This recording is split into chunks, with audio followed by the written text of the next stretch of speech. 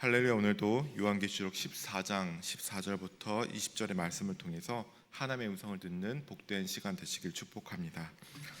오늘 말씀은 종말의 최종적인 구원과 심판에 대해서 말씀을 나타내고 있습니다. 그것이 이제 두 가지 추수의 비유로 나타나고 있는데요. 하나는 곡식의 추수고 또 하나는 이제 포도송이 추수입니다. 이 두 가지 추수 열매는 상반된 결과로 나타나는데 하나는 또 기쁨과 영광의 날이 될 것이고 다른 이들에게는 슬픔과 심판의 날이 됩니다. 오늘 말씀을 살펴보면서 나는 어떤 열매로 익어가는가 되돌아보고 기쁨의 인생으로 돌이킬 수 있는 우리 시간 되시길 바랍니다. 먼저 14절부터 16절까지 이제 곡식 추수에 관해서 나오는데요. 14절의 말씀을 다시 보시면요. 또 내가 보니 흰 구름이 있고 구름 위에 인자와 같은 이가 앉으셨는데 그 머리에는 근 면류관이 있고 그 손에는 예리한 낫을 가졌더라. 이제 이 장면을 사도 요한이 보고 있는데 이 사도 요한이 영광스러운 예수 그리스도의 영광의 모습을 보고 있습니다. 그리고 그 예수님은 이제 흰 구름 가운데 나타나십니다. 흰 구름은 구약에서도 보면 이제 구름은 하나님의 임재를 상징했습니다. 그리고 이 구름 위에서 예수 그리스도께서 앉아 계시는데 그 주님의 모습을 보니까 머리에 근면류관을 있다고 말씀이 나오고 있습니다. 예수님께서는 이 땅에서 계셨을 때 그 고난 가운데 가시면류관을 쓰고 계시지 않았습니까? 그런데 세상의 그 마지막 때 예수님이 재림하실 때는 영광의 금면류관을 쓰고 오십니다. 만물의 왕으로 오신다는 것이죠. 그리고 그 손에는 예리한 낫을 가지고 있습니다. 낫은 여러분 추수할 때 우리가 쓰는 겁니다. 또 예리하다는 것은 주님이 추수하실 때 그 결과가 아주 예리하게 그리고 정확하고 신속하게 한치의 오차도 없이 거두어짐을 의미하고 있습니다. 여러분 주님은 이 사람의 모든 중심을 보시고 그 마지막 때 누가 주님의 백성인지 주님의 백성이 아닌지를 정확하게 신속하게 판별하고 아실 것입니다. 어떻게 보면 이것들이 우리 성도들의 믿는 자들의 위안이 됩니다. 하나님은 그 우리의 섬김과 하나님을 섬기는 그 모든 중심을 다 계수하고 계신다는 것입니다. 사람들에게는 드러내지 않았고 또 잊혀버렸던 우리의 눈물들을 하나님은 그 마지막 날에 다 계수하시고 아시고 그것을 계수하신다는 것입니다. 그리고 참으로 인내하며 주의 일을 감당한 자에게는 이렇게 말씀하실 것입니다. 잘할도다 착하고 충성된 종아 하고 주님께서는 말씀하실 것입니다. 그리고 이어서 16, 15절을 보시니까요. 또 다른 천사가 성전으로부터 나와 구름 위에 앉은 이를 향하여 큰 음성으로 외쳐 이르되 당신의 낫을 휘둘러 거두소서 땅의 곡식이 다 익어 거둘 때에 이르렀음이니이다 하니 이때 이제 천사가 이렇게 말을 하죠. 땅의 곡식이 다 익어 거둘 때가 됐습니다. 낫을 휘둘러 거두소서 말씀을 하게 되죠. 여러분 곡식이 익었다는 것이 무슨 의미일까요? 구원받기로 작정된 하나님 백성들의 수가 다 차고 그들의 믿음이 연단되어서 마침내 그 하늘 곳간에 들어설 준비가 되었다는 뜻입니다. 벼가 뜨거운 햇볕을 견디고 이제 익어가듯이 성도의 믿음도 고난을 통해서 연단을 통해서 단련되어 정금같이 익어가게 됩니다. 주님은 우리를 참으시고 기다리시고 사랑하셔서 마침내 그 의인으로 변화시키셔서 구원에 이르게 하십니다. 이것이 우리 성도의 종착지이고 보장된 구원의 승리입니다. 우리가 혹시 힘든 시간을 보내시거나 인내의 시간을 당하는 성도들이 있다면 이 진리를 꼭 기억하시기 바랍니다. 하나님은 우리를 빚어가셔서 마침내 우리를 그 하나님의 구원의 길로 인도하신다는 것입니다. 연단을 통해서 정금과 같게 하시고 더 익어가게 하셔서 우리를 더 완전하고 깨끗하게 하늘의 소망에 그 하늘의 곳간에 이르게 하신다는 것입니다. 우리가 다 익어갈 때 하나님은 그때 영광의 추수가 기다리고 있음을 믿으시기 바랍니다. 그런데 우리가 오늘 성경 본문을 보다 보면 요한계시록은 이 영광의 추수만을 말씀하고 있지 않습니다. 너무나도 두려운 심판의 추수가 또 기다리고 있습니다.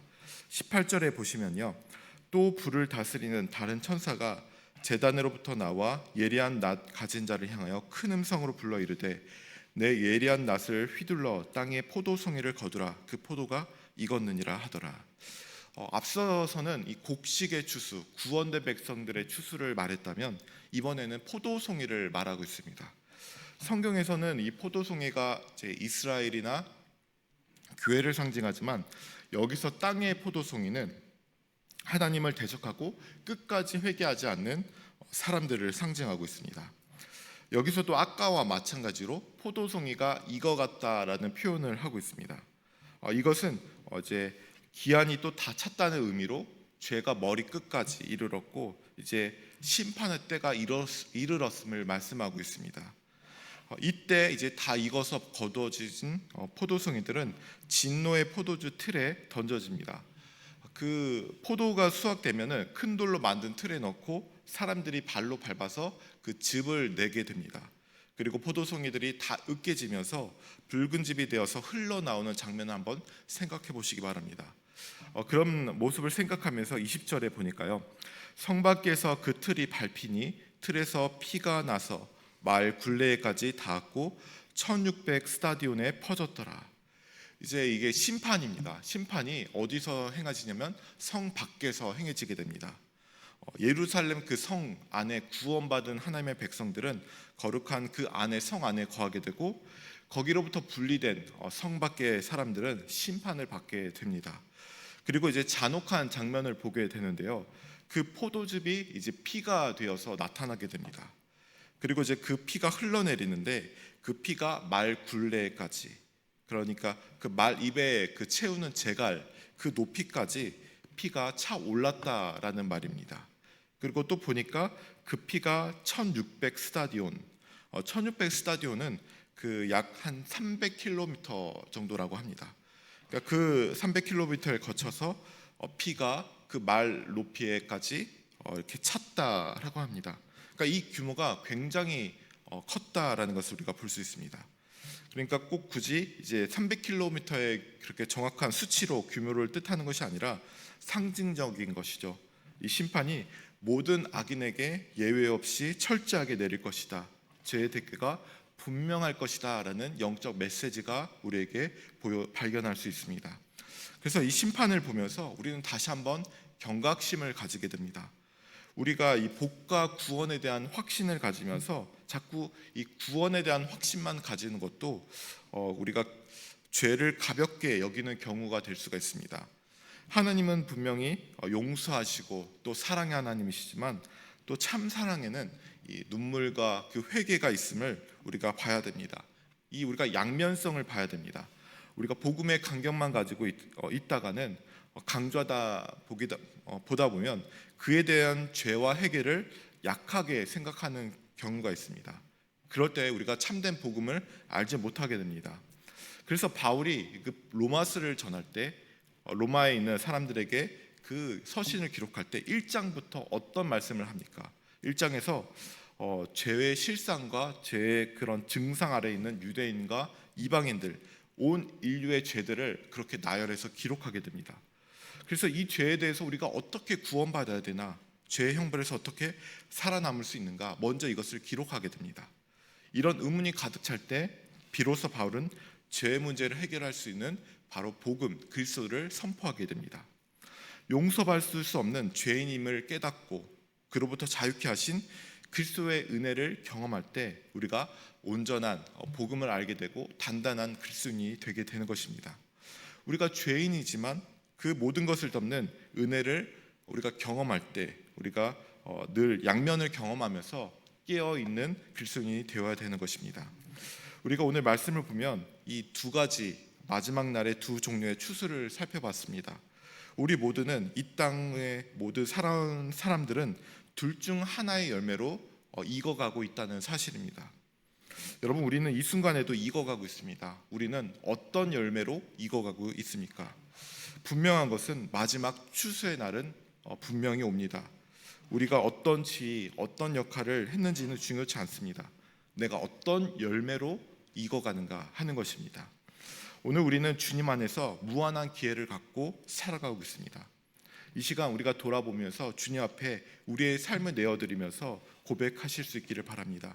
내가 혹여 은혜로부터 멀어졌다면 다시 한번 주님으로부터 회개하고 주의 볼로 씻어주사 새롭게 빚어달라고 주님 앞에 다시 한번 나아가실 수 있기를 바랍니다.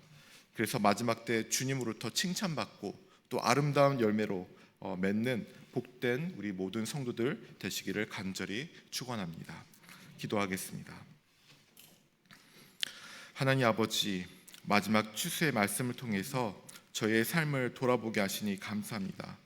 저희가 세상의 욕심을 따라 진노의 포도송이로 익어가지 않도록 지켜주시고, 혹 그랬다면 발걸음을 우리가 돌이켜서 다시 한번 주님의 십자가 앞에 내려놓고 회개하여 나아가오니 우리를 용서하여 주옵소서.